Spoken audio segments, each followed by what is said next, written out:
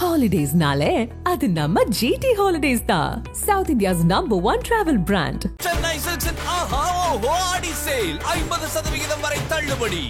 அழகு தரும் மூலிகைகள், ஆரோக்கியம் தரும் மருத்துவர்கள். டாக்டர் ஸ்ரீவர்மாஸ். பிஜேபியும் அதிமுகவும் சேர்ந்துட்டாங்க. விஜய் ப்ரோ முட்டாளுகளுக்கு எல்லாம் காசு கொடுத்து ஏமாந்த விஜய் ப்ரோ, நீங்க 24ல போட்டியிடாத தப்புன்னு நம்பிங்க ப்ரோ. உங்களை சுத்தி இருக்கக்கூடிய ஜால்ரா கூட்டங்கள் உங்களை கழட்டுன்னு உங்களை காலி பண்ணிட்டு இருக்கான். அப்போ மக்கள் முதல்வர் வேட்பாளர் ஜேவி அப்படின்னு சொல்றாங்கல்ல, அதெல்லாம் சும்மா சொல்லுவாங்க. களத்துல கேண்டிடேட் போட மாட்டாங்க. அவர் போட்டியிட விரும்பல, அவர் சுத்தி இருக்கவங்க தனிச்சு போட்டியிட விரும்பல, அவருக்கு இருக்கக்கூடிய மற்ற வியாபார கூட்டமும் தனிச்சு போட்டியிட விரும்பல. பல இஷ்யூஸ் எடுத்து காஸ்ட் கன்சால்டேஷன்ல சீமான் கன்சிரா மாதிரி ஏறி போறாரு. அதுல அவருக்கு ஒரு 17% ஓட்டு வர அவர் கால்குலேஷன் படி இந்த கருத்து கணிப்பு, குப்பை, புண்ணாக்கு, தெருப்புழுதி, எக்ஸ், ஒய் செட்டெல்லாம் தூக்கி அடிங்க. நீங்க அசால்ட்டா 17% சொல்றீங்க. ஆனா ஆதவ அர்ஜுனா எங்களுக்கு 25% இருக்குங்கிறாரு. அவர் பல கட்சி மாறின ஒரு அரசியல் வியாபாரி. களத்துக்குள்ள விஜய் வருவாருங்கிறதே டவுட்ஃபுல்.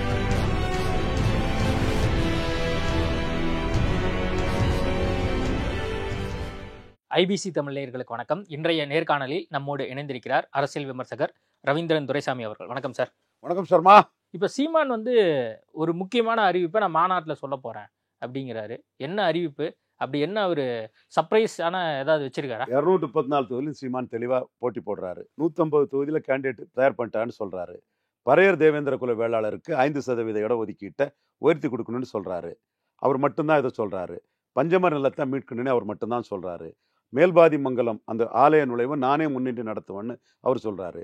ஆதி தமிழர் வெல்லாது மீதி தமிழர் வெல்ல முடியாதுன்னு சொல்றாரு. தேவேந்திர குல வேளாளர்களை பட்டியலை விட்டு வெளியேற்றணும்னு அவர் சொல்றாரு. கள்ளருக்கும் உரிமை அனைத்து விவசாயிகளுக்கும் அந்த தொழில் செய்யக்கூடிய அனைத்து சமூகத்துக்கும் கொடுக்கணும்னு அவர் சொல்றாரு. பிராண்டி விஸ்கிக்கு எதிராக கல்லுக்காக அவர் நிற்கிறாரு. ஆடு மாடு மேய்த்தல் அரசு தொழில், ஆடு மாடு மேய்த்தலுக்கு மேய்ச்சல் நிலங்களை மீட்கணும்னு சொல்றாரு. அதே மாதிரி பாராளுமன்ற கட்டடத்துல சமஸ்கிருதருக்கு ஏன் தமிழ் இல்லைன்னு கேட்கிறாரு. தமிழ்ல இருந்து பிறந்ததுதான் தெலுங்கு, மலையாளம், கன்னடன்னு பேசுறாரு. இப்படி மற்றவங்க எடுக்க முடியாத பல இஷ்யூஸ் எடுத்து காஸ்ட் கன்சால்டேஷன்ல சீமான் கன்சிரா மாதிரி ஏறி போறாரு. அதுல அவருக்கு ஒரு 17% ஓட்டு வர அவர் கால்குலேஷன் படி இந்த கருத்து கணிப்பு, குப்பை, புண்ணாக்கு, தெருப்புழுதி, எக்ஸ், ஒய் செட்டெல்லாம் தூக்கி அடிங்க. 17% ஓட்டு அவருக்கு வரதுக்கு வாய்ப்பு இருக்கு. Top of the all Periyar மண் இல்ல, பெரியாரே மண் இல்ல சார். நீங்க அசால்ட்டா 17% சொல்றீங்க. ஆனா ஆதவ அர்ஜுனா எங்களுக்கு 25% இருக்குங்கிறாரு. அது அவருக்கு கிளைம், இது எனக்கு கிளைம். என் கிளைம் கரெக்டா இருக்குது. அவர் பல கட்சி மாறின ஒரு அரசியல் வியாபாரி. நான் கரெக்டா கிளைமை சொல்லிட்டு இருக்கக்கூடியவன். 17% சீமானுக்கு இருக்கு. ஆதவ அர்ஜுனாவோட தலைவர் விஜய் தான் சீமானுக்கே பிளஸ். எனக்கு தெரிஞ்சு சீமான் 17% சொல்றது அரசியல் விமர்சகர்கள் நீங்க ஒருத்தர் தான். சீமான் 8% நான் மட்டும்தானே சொன்னேன். பாண்டே குறைன்னு சொன்னாரு. சுமன் ஸ்ரீராமன் 2% சொன்னாரு. இந்தியாவிலே கூடியிருக்காருங்கிறத RSS ஐடியாலா கிட்ட PMO பேசுறாரு. நான் தேர்தலுக்கு முன்னே சொன்னேன், நான் சீமானை பற்றி பேசின எதுவுமே தப்பானதில்லை. இப்பவும் இன்எலிஜிபிள், இன்காம்பிட்டன்ட், தகுதியற்ற, திறமையற்ற, ஒரு மக்கள் நலனில் அக்கறையற்ற, கண்டஸ்ட் பண்ணுங்கிற எண்ணமற்ற விஜய் கம்பேரிசன் தான் சீமானை தூக்குது. நான் சொன்னோம்ல, ஒரு 10 இஷ்யூ, இந்த இஷ்யூல விஜய்க்கு ஸ்டாண்ட் என்னங்கிறத ஆதவ அர்ஜுனாவை சொல்லுங்க, விஜயை சொல்லுங்க. இதுல தான் எக்ஸ்போஸ் ஆவாரு. இதுல சீமான்கிட்ட தோத்துருவோம்னு களத்துக்குள்ள விஜய் வருவாருங்கிறதே டவுட்ஃபுல். சீமான் 4 முறை களத்துல நின்னாரு. 5ஆவது முறையும் களத்துல 214 போட்டு நிற்பாரு. விஜய் களத்துக்குள்ள வருவாருங்கிறதே ஆதவ அர்ஜுனாவால கேரண்டி பண்ண முடியாது. இப்ப விஜய் ஒரு எசிடேஷன்ல இருக்கிறதா உங்களுக்கு உணர முடியுதா? ஏன்னா இப்ப சீமான் இத்தனை பிரச்சனைகள் குறித்து பேசுறாரு, விஜய் பேசுவாரா, ஆதவ அர்ஜுனா இதை பத்தி பேசுவாரா அப்படின்னு நீங்க சந்தேகம் எழுப்பும் போது, அப்ப தமிழக வெற்றி கழகம் 2026ல போட்டியிடுவாங்களா அப்படிங்கிற ஒரு சந்தேகத்தை கிளப்புறீங்களே. தமிழக வெற்றி கழகம் 2024ல 4 முறை போட்டியா இருந்த போது, பாஜகவும் அதிமுகவும் தனித்தனியா நிற்கும் போது, புத்திசாலித்தனமானவர்கள் விஜய் பக்கத்துல இருந்திருந்தா கண்டிப்பா களத்தை போட்டிட்டு இருக்கணும். ரொம்ப எளிதான களம். நீங்க அதை பார்த்தீங்கன்னா, சீமானே எடப்பாடி பழனிசாமியை 4-5 இடத்துல 3ஆவது தள்ளிட்டாரு. உண்மையிலே விஜய்க்கு செல்வாக்கு இருந்திருந்தா அதுதான் அவருக்கு நல்ல களம். உண்மையிலே செல்வாக்கு இல்லைன்னா ஒன்றும் செய்ய முடியாது. அப்போ உங்களுக்கு உங்க மேலேயே நம்பிக்கை இல்லை. அந்த சரியான களத்தை நீங்க பயன்படுத்தல. 1. 2வது விக்கிரவாண்டி களம். விக்கிரவாண்டியில 36% வாக்கெடுத்த அதிமுக நிக்கல. கட்சி ஆரம்பிச்சு நீங்க லெட்டர் பேடா இருந்திருக்க கூடாது. அந்த இடத்துக்குள்ள போலரைசேஷனை உடைச்சிருக்கணும். இப்ப இந்த 2 இஷ்யூலையுமே பிஜேபியும் அதிமுகவும் சேர்ந்துட்டாங்க. விஜய் ப்ரோ முட்டாளுகளுக்கெல்லாம் காசு கொடுத்து ஏமாந்த விஜய் ப்ரோ, நீங்கள் 24ல் போட்டியிடாத தப்புன்னு போட்டியிட நான் சொன்னது நீங்கள் போட்டியிடாம தப்புன்னு இப்போ நீங்கள் விஜய் ப்ரோ நம்பிங்க ப்ரோ. உங்களை சுற்றி இருக்கக்கூடிய ஜால்ரா கூட்டங்கள் உங்களை கழட்டுன்னு உங்களை காலி பண்ணிட்டு இருக்கிறான். இப்போ பாஜகவும் அதிமுகவும் சேர்ந்தாச்சு. அப்போ இதை உடைக்கிறது கஷ்டம். இப்போ பாமகவை போலரைசேஷனுக்காக எடப்பாடி எடுக்கிறாரு. பாமக மஸ்ட்ங்கிறாரு, 10.5ங்கிறாரு. 90 தொகுதியில் விஜய் என்டர் பண்ணுறது கஷ்டம். விக்ரவாண்டியில் நிற்க சொன்னேன்னா போலரைசேஷனை வேறுவிட விட்டுருக்க கூடாது, தப்பு. ஜான ஆரோக்கியசாமி மஃபு இதெல்லாம் அவருக்கு தெரியாது. அடுத்து 3வது இந்த 2 இடத்த தான் கோட்டை விட்டியா இல்லையா. 3வது நீங்கள் ஈரோடு கிழக்க பயன்படுத்துங்கன்னு. பெரியார் மண்ணா பெரியாரே மண்ணான்னு தான் ஈரோடு கிழக்கில் ஸ்டாலின் வர்சஸ் சீமான் தான் போச்சு. சீமானுக்கு பெரிய பூஸ்ட். அஜித் அண்ணா பைக்கு, சீமான் சின்ன மைக்கு, அஜித் அண்ணா பைக்கு, சீமான் சின்ன மைக்குன்னு சொல்லி விஜயெல்லாம் ஒரு ஆளே இல்லைன்னு சொல்லி தான் சீமான் 16% வாக்கு அங்கே எடுத்தார். அப்போ நீங்கள் அந்த இடத்துக்குள்ள தெளிவாக இது பெரியார் மண்ணு தான் நின்று இருக்கணும். அங்கேயும் கோட்டை விட்டீங்க. 3 இடத்த கோட்டை விட்டதுல பாஜகவும் அதிமுகவும் சேர்ந்துட்டாங்க. அவங்கள என்ன நீங்க முட்டி மோதுறது சாதாரண விஷயம் இல்லை. போலரைசேஷனை நீங்க விக்கிரவாண்டியில அலோவ் பண்ணிட்டீங்க. என்ன இந்த போலரைசேஷனை தடுக்கிறது சாதாரண விஷயம் இல்லை. 10.5ல் வடதமிழகத்தில் நீங்க ஸ்டாண்ட் எடுத்துக்கிட போறதில்ல. இதை தாண்டி சீமான் போல்டான்னு அவரு பல போலரைசேஷனை பண்றாரு. அதை நீங்க ஈரோடு கிழக்குலையும் கோட்டை விட்டுட்டீங்க. கண்ணை மூடிக்கிட்டு 4 எதுவுமே தெரியாத ஜால்ரா கோஷ்டிகளை வச்சுக்கிட்டு நீங்க கொடுக்குற பைசாவை வாங்கிக்கிட்டு உங்களுக்கே ஜால்ரா அடிச்சுட்டு இருக்கவன நம்பி விஜய் ப்ரோ ஏமாந்து நிற்கிறீங்க. 3 பஸ்ஸை மிஸ் பண்ணிட்டீங்க. 4வது நீங்க இப்ப களத்துக்குள்ள இறங்குறதுக்கே விஜய் திணறிட்டு இருக்க வேண்டியது இருக்கு. இறங்குறதே பெரிய சிக்கலாகுது. சீமான் பிஎம்ஓ அண்ணாமலை தைரியத்துல 8 மாசம் கழிச்சு பேசுவோன்னு ஒரு இதை அடிச்சதுல விஜய்க்கு பொசிஷன் இன்னும் ரொம்ப டேமேஜ் ஆகி போச்சு. அப்ப சீமானுடைய அந்த ஒரு நேரட்டிவ்ங்கிறது மிகப்பெரிய ஒரு நேரட்டிவ் தான்.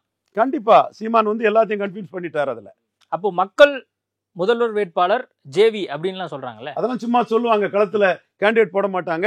அவர் போட்டியிட விரும்பல, அவர் சுத்தி இருக்கவங்க தனிச்சு போட்டியிட விரும்பல, அவர்கிட்ட இருக்கக்கூடிய மற்ற வியாபார கூட்டமும் தனிச்சு போட்டியிட விரும்பல.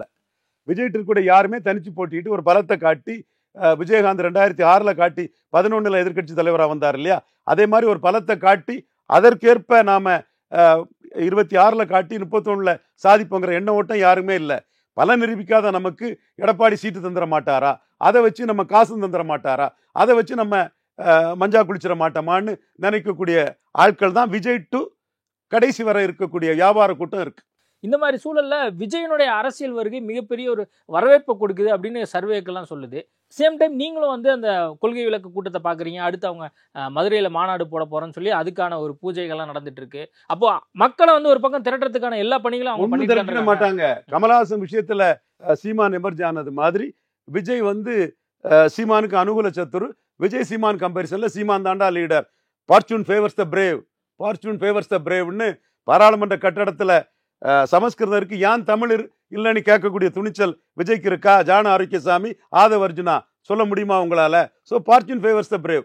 ஒவ்வொரு இஷ்யூலையும் பிரேவா எடுத்து வைக்கக்கூடிய சீமான் தான் எமர்ஜ் ஆவார். அது விஜய்க்கு அந்த வளவளா கொலகொலா வெண்டக்கா அங்கேயும் இல்லாம இங்கேயும் இல்லாத கருவாட்டு சாம்பார்த்தனம், அவரோட இன்காம்பிட்டன்ஸ் சீமானுக்கு பெரிய பிளஸ் அமையும். களத்துல கிட்டத்தட்ட ஒரு 150 வேட்பாளர்களை நான் போட்டுட்டேன் அப்படின்னு சொல்றாரு. பட் எதுவுமே ஒரு தெரிஞ்ச முகமா இல்லை அப்படிங்கிற ஒரு டிராபேக் இருக்குல்ல. இப்போ எடப்பாடி பழனிசாமி நேத்து பேட்டியில பேசும்போது என்ன சொல்றாருன்னா, திமுகவில் இருக்கக்கூடியவங்க எல்லாருமே பெரிய முகங்களா இருந்தாங்க.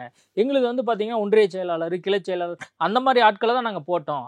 அதன் காரணமா கூட நாங்க தோத்துருக்கலாம் அப்படிங்கிற மாதிரி ஒரு கருத்து வைக்கிறாரு. அப்போ நாம் தமிழர் கட்சி சார்பா சீமான் தான் அப்படிங்கிற ஒரு முகம் இருக்கும்போது 2026 தேர்தலில் அவர் முகமா வச்சு தேர்தலை சந்திப்பது மட்டுமே எப்படி அவரை முன்னிலைப்படுத்துற மாதிரி? கேண்டிடேட்டை பாருங்க. விழுப்புரம் கேண்டிடேட் அந்த டாக்டர் சகோதரி வன்னியர் சமூகத்தை சேர்ந்த அவங்க அபிநயா பொன்னிவளவன், அவங்கெல்லாம் ரொம்ப திறமையான கேண்டிடேட். இந்த மாதிரி திறமையான கேண்டிடேட்ஸ் எல்லாம் ஒரு 25 to 30 வயசுக்குள்ளவங்க 100க்கும் மேற்பட்டவர்கள் நாம் தமிழர் இருந்து வருவாங்க. அதை பார்க்கும்போது உங்களுக்கு நாம் தமிழர் சீமான் எவ்வளவு கடுமையாக உழைச்சிருக்காரு, எவ்வளவு நேரத்தை அரசியலுக்காக செலவழிச்சிருக்கிறாரு, தன்னோட கொள்கை நிலைநாட்ட அதே கொள்கை வழி பயணிப்பவர்களை ஃபைண்ட் அவுட் பண்ணதுக்கே எவ்வளவு கஷ்டப்பட்டிருக்காருங்கிறதெல்லாம் உங்களுக்கு தெரிய வரும். இல்லை, இப்போ அவர் கூட இருக்கவங்க நிறைய பேர் வேற கட்சியில போய் சேர்றாங்க. வேல்முருகன் கட்சியா இருக்கட்டும், மற்ற கட்சிகள்லாம் போய் சேர்றாங்க. அது ஒன்றும் பெரிய மேட்டரே இல்லை. சீமான் 5வது முறையும் தெளிவா ஸ்டெடியா நிற்கிறாருங்கிறதும், நான் சொல்லக்கூடிய இந்த இஷ்யூவை சீமான் மட்டும்தான் எடுக்கிறாருங்கிறதுலையும், காஸ்ட் கன்சால்டேஷன்ல அவர் பல காஸ்ட்டுகளை காஸ்ட்டுகளுக்கு அவர் எமர்ஜாய் வந்தால் தான் அதிகாரம் கிடைக்குங்கிறதையும் கூடுதல் அதிகாரம் கிடைக்குங்கிறதுலையும் 100% கம்யூனிட்டிக்காக இருக்கிறாருங்கிறதையும் 10.5 விஷயத்தில் கூட சீமான் வந்து ஜாதிவாரி கணக்கெடுப்பு நடத்தி தான் கொடுக்கணும், கூடுதல் இருந்தால் 12 கொடு, குறைவாக இருந்தால் அதுக்கு தக்க கொடுக்குன்னு சொல்கிறதும் ஒரு துணிச்சலான நிலைப்பாடு. அந்த நிலைப்பாடு தான் வண்ணார் நாவிதர் குயவர் போயர் ஒற்றர் போன்ற சமங்களுக்கு நலனை காக்கக்கூடிய நிலைப்பாடு, முக்குலத்தோரோட உணர்வை பிரதிபலிக்கக்கூடிய நிலைப்பாடு என்ற அடிப்படையில் சீமான் வந்து மற்றவங்க எடுக்காத இஷ்யூவை எடுத்து நிற்கிறதுனால மிகப்பெரிய ஜம்பிங்கும் வளர்ச்சியும் பெறுவார். இன்னும் சொல்ல போனால் சீமான் பெரியாரே மண்ணுங்கிறாரு. பெரியார் மண்ணு தான் இதுன்னு ஸ்டாலினும் எடப்பாடியும் விஜயும் இருக்கிறாங்க. அவங்க மூணு பேரும் ஒற்றை கருத்தில் இருக்கிறாங்க. சீமான் மட்டும்தான் அவங்களுக்கு மாற்று கருத்தில் நிற்கிறாப்புல. மற்றவங்கெல்லாம் ஒரே கொள்கையில் இருக்காங்க. நான் மட்டும்தான் தனி அணி ஓர் அணின்னு அவர் தன்னை முன்னிலைப்படுத்துறாரு. அதிமுக சீமானை விரும்புதோ? எடப்பாடி விரும்புறாரோ? விரும்பலாம், வரவேற்கலாம், அது தப்பு இல்லையே. அதுக்கு சீமான் என்ன மாதிரியான பதில் கொடுப்பார் அப்படின்னு எதிர்பார்க்கப்பட்டது. ஆனா அவருமே காலம் கடந்து நான் பதில் சொல்றேங்கிறாரு. கண்டிப்பா அவருக்கு ஒரு விருப்பம் இருக்கோ, சைட்ல ஏதோ ஒரு ஆசை இருக்கோ அவருக்கு அவருடைய சகோதரன் மேல நம்பிக்கை இருக்கு. அவரோட சகோதரன் மேல நம்பிக்கை இருக்கு. பிஎம்ஓ அண்ணாமலை எல்லாம் இது பண்ணி தேவைப்பட்டா எடப்பாடியே கன்வின்ஸ் பண்ணிடுவோம் அவருக்கு சகோதரங்கிற நம்பிக்கை இருக்கு. 8 மாசம் கழிச்சு பார்ப்போம். ஓகே, நிறைய விஷயங்கள் குறித்து பேசியிருக்கோம். நேர்காணல் கொடுத்ததுக்கு மிக்க நன்றி. ஹாலிடேஸ்னாலே அது நம்ம ஜிடி ஹாலிடேஸ் தான். South India's number 1 travel brand. Chennai சில்க்ஸின் ஆஹா ஓஹோ ஆடி சேல் 50% வரை தள்ளுபடி. அழகு தரும் மூலிகைகள், ஆரோக்கியம் தரும் மருத்துவர்கள். டாக்டர் ஸ்ரீவர்மாஸ்.